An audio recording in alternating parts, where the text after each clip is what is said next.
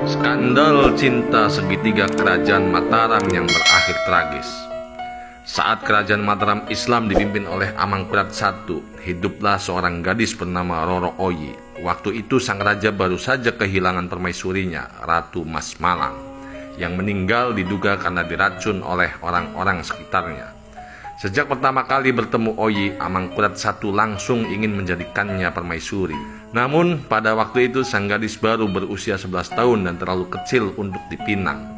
Oleh karena itu, Amangkurat I meminta salah seorang mantrinya, Ngabei Wirareja, untuk mengurus sang gadis hingga remaja. Singkat cerita, Roro Oyi tumbuh remaja.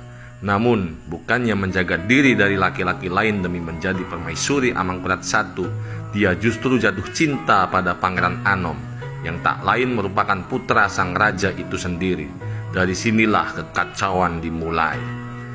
Sejak pertama kali bertemu, Pangeran Anom memang langsung jatuh cinta pada Roro Oyi. Pangeran Anom sampai jatuh sakit karena cintanya itu. Ia berbaring dengan berselimut kain dodot dan mengunci diri di dalam kamar sampai tidak makan dan tidak tidur. Maka tak heran, Pangeran Anom rela mengambil resiko demi cintanya itu. Ia pun memboyong Oyi dari kediaman Wirareja, menikahinya, dan keduanya hidup bahagia dalam cinta. Namun hal ini segera diketahui Amangkurat I. Dia pun jadi murka dan memerintahkan untuk membunuh siapa saja yang terlibat dalam penculikan itu, termasuk menangkap hidup-hidup Roro Oyi dan putra mahkotanya.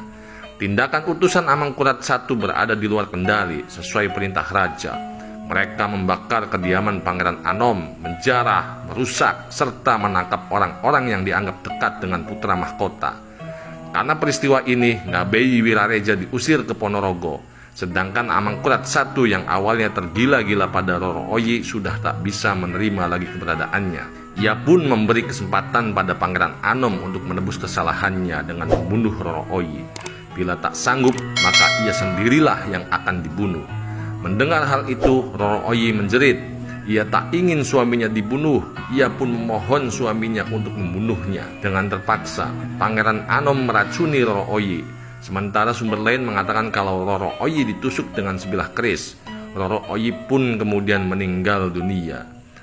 Karena berani membunuh istrinya sendiri, Pangeran Anom terbebas dari hukuman mati. Tapi kemudian Amangkurat I melucuti jabatannya dari putra mahkota. Ia pun dibuang ke suatu daerah bernama Lipura. Dalam masa pembuangan ini, dendam Pangeran Anom pada ayahnya terus membara. Ia pun menawarkan Raden Trunajaya, seorang pemimpin dari Madura yang menggulingkan tahta ayahnya sendiri. Tak perlu berpikir panjang, Trunajaya menyetujui tawaran tersebut. Hingga akhirnya hari pemberontakan itu tiba. Dengan menjalin kerjasama dengan para sekutunya, ia menyerang keraton Pleret hingga pusat kerajaan itu hancur. Sementara itu, Amangkurat I lari dari kerajaan. Ia pun meninggal dunia dalam pelariannya.